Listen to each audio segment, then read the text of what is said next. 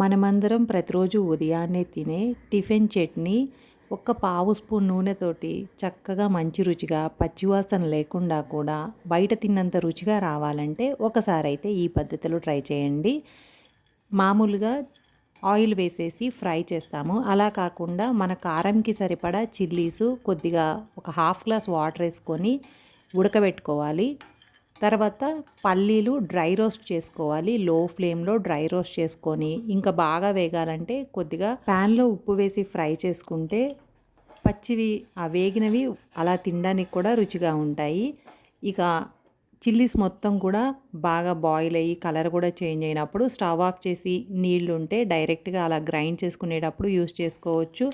పొట్టు తీయొచ్చు వేరుశెనగ గుళ్ళకి, లేదంటే డైరెక్ట్గా కూడా వేసుకోవచ్చు.